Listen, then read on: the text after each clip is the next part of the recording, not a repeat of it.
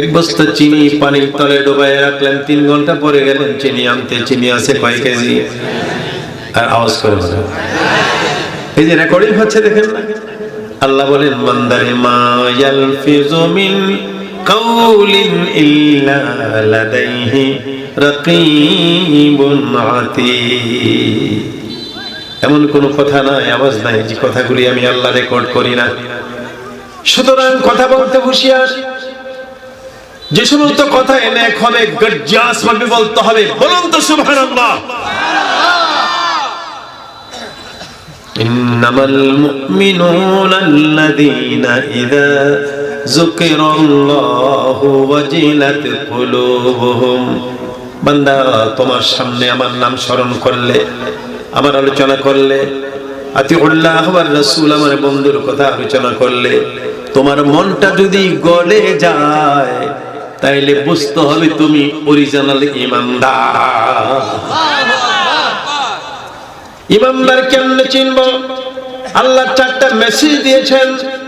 মুখোমুখি ঈমানদার বললে হবে না। কত টুপিওয়ালা, কত জিব্বাওয়ালা, তো কত। আমার ভাইরা, নবীজি বলতেন সাহাবীরা রে, কাফের মুশরিকেরা আমি নবীর যত কষ্ট দিয়েছে তার থেকে বেশি কষ্ট দিয়েছে টুপিওয়ালা, জুব্বাওয়ালা, পাগড়িওয়ালা মুসলমান নামধারী মুনাফিকের দলেরা। সুতরাং আল্লাহ বলেন টুপি আর জুব্বা দিয়ে হবে না। সব টুপি টুপি না, সব জুব্বা জুব্বা না। ইন্নাল মুনাফিকিনা ফিদ দারকিল আসফালি মিনান নার। মুসলমানের নাম দিয়ে যে মুনাফিকি করে, কাফের মুশরিকেরা যে জায়গায় দুজকে থাকবে, মুনাফিক গুলির আরো নিচে আল্লাহ জায়গা দিবে। নাউজুবিল্লাহ। আল্লাহ বলেন বান্দারে, ইন্নামাল মুমিনুনা আল্লাযীনা ইযা যুকিরাল্লাহু ওয়াজিলাত কুলুবুহুম ওয়া ইযা তুলিয়াত عليهم آياته زادتهم إيمانا وعلى ربهم يتوكلون।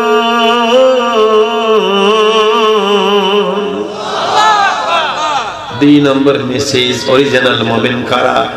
যাদের সামনে আমি আল্লাহর কুরআন তেলাওয়াত করলে তাদের ঈমান আরো মজবুত হয়ে যায়। পৃথিবীর কোন শক্তি, পৃথিবীর কোন মুশরিক, কাফির, কোন বেদীন তাকে চুল পরিমাণ ঈমান থেকে দূরে সরাইতে পারবে না। যে অরিজিনাল ঈমানদার, যার সামনে কোরআন তেলাওয়াত করা হয়, তার ঈমান আরো মজবুত হয়। কি হয়? একটু জোরে, মজবুত হয়ে যায়। যাদাতুম ঈমানাও ওয়া আলা রাব্বিহিম ইয়াতাওয়াক্কালুন। যে কোনো কাজ কর্মে যারা ঈমানদার, এরা ভরসা করে আমি আল্লাহ। এই ভরসা করে কার? আল্লাহ। ভরসা করে কার? আল্লাহ। তারা হলো ঈমানদার, অরিজিনাল ঈমানদার। এরপরে আল্লাহ বলেন আল্লাযীনা ইউকিমুনাস সালাত।